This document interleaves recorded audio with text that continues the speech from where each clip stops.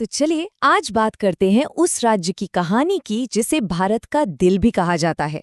ये सिर्फ एक जमीन का टुकड़ा नहीं है, बल्कि एक ऐसी धरती है जिसने सदियों से भारत की तकदीर लिखने में एक अहम भूमिका निभाई है, उत्तर प्रदेश। और देखिए, ये सिर्फ कोई कहावत नहीं है, बल्कि एक बड़ी राजनीतिक सच्चाई है।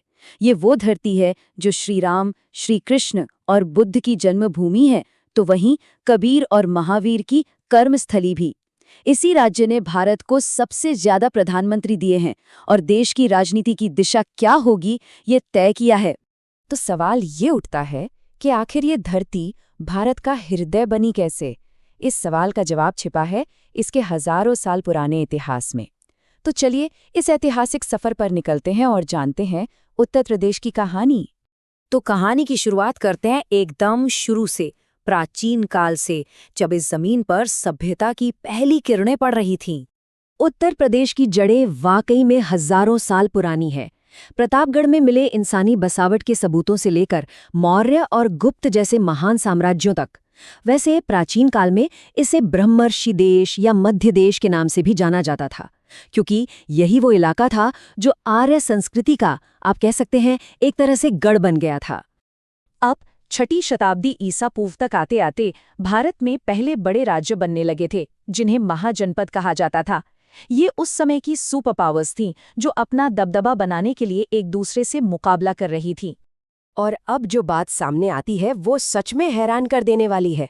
जरा सोचिए, उस समय के 16 महाजनपदों में से 8, जी हाँ, पूरे 8 यानी कि आधे, आज के उत्तर प्रदेश की धरती पर थे। कुरु, पंचाल, काशी, कौशल जैसे शक्तिशाली राज्य यहीं बसे थे। ऐसा इसलिए हुआ क्योंकि गंगा के उपजाऊ मैदान और व्यापार के जो रास्ते थे वो इसे एक आदर्श जगह बनाते थे। मतलब ये इलाका शुरू से ही सत्ता का एक बड़ा केंद्र था। और इसी दौर में इसी धरती ने भगवान बुद्ध के आगमन को भी देखा। उन्होंने अपना पहला उपदेश सारनाथ में दिया और अपनी जिंदगी का एक बड़ा हिस्सा यहीं गुजारा। यही वजह है कि उत्तर प्रदेश को बौद्ध धर्म का पालना भी कहा जाता है। इसके बाद तो जैसे साम्राज्यों का एक सुनहरा दौर आया, मौर्य, कुषाण और फिर गुप्त साम्राज्य। सम्राट अशोक के समय में कला और वास्तुकला ने नई ऊंचाइयों को छुआ। कुषाण काल में मथुरा कला का स्वर्ण युग देखा गया और गुप्त काल के दौरान हिंदू कला का जबरदस्त विकास हुआ। तो प्राचीन काल से अब आगे बढ़ते हैं मध्यकाल की तरफ। ये वो दौर था जब नए शासकों के आने से एक मिली-जुली संस्कृति ने जन्म लिया। 12वीं शताब्दी के बाद ये पूरा इलाका मुस्लिम शासकों के प्रभाव में आ गया।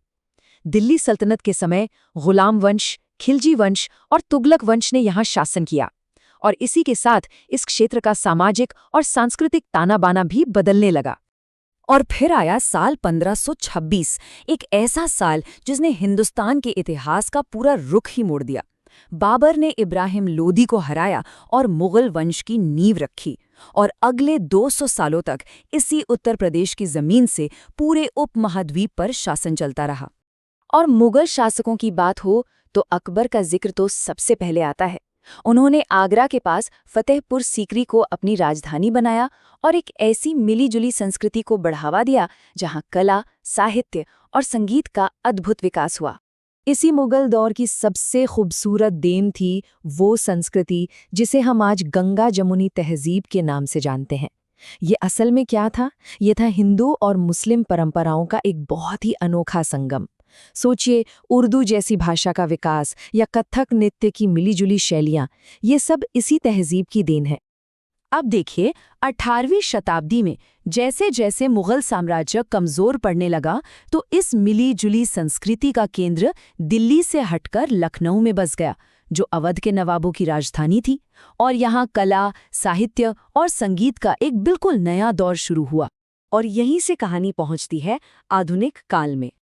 ये क्रांति राष्ट्रवाद और स्वतंत्रता संग्राम का दौर था। साल 1857, एक ऐसा साल जो भारतीय इतिहास में हमेशा के लिए दर्ज हो गया।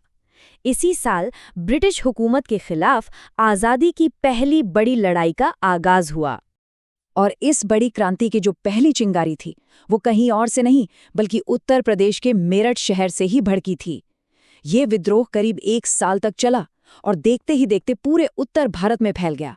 और इस संग्राम ने हमें कई ऐसे नायक और नायिकाएं दी जिनकी वीरता की कहानियां हम आज भी सुनते हैं।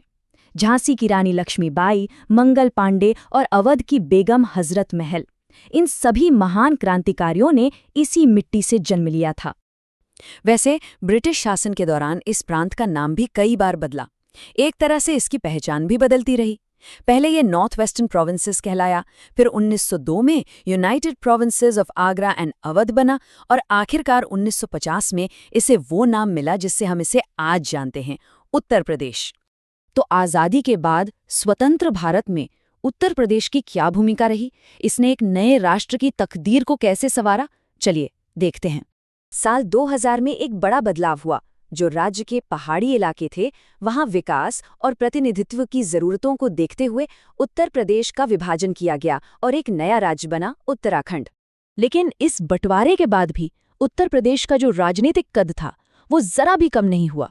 और इसका सबसे बड़ा सबूत ये है कि इस राज्य ने देश को किसी भी दूसरे राज्य से कहीं ज्यादा प्रधानमंत्री दिए हैं। ये आंकड़ा इसकी सियासी ताकत को साफ साफ दिखाता है। इस लिस्ट पर एक नज़र डालें। जवाहरलाल नेहरू से लेकर लाल बहादुर शास्त्री, इंदिरा गांधी और अटल बिहारी वाजपेयी तक नेताओं की एक बहुत लंबी फहरिस्त है जिन्होंने उत्तर प्रदेश से आकर भारत का नेतृत्व किया है। तो देखिए, प्राचीन काल में सभ्यता का केंद्र होने से लेकर मध्यकाल में संस्कृतियों के संगम तक और फिर आधुनिक भारत में क्रांति का बिगुल फूंकने से लेकर देश की राजनीतिक दिशा तय करने तक उत्तर प्रदेश का ये सफर वाकई में असाधारण रहा है। अब सोचने वाली बात यह है कि इसका ये गौरवशाली अतीत भारत के आने वाले भविष्य को आगे कैसे आकार देता रहेगा।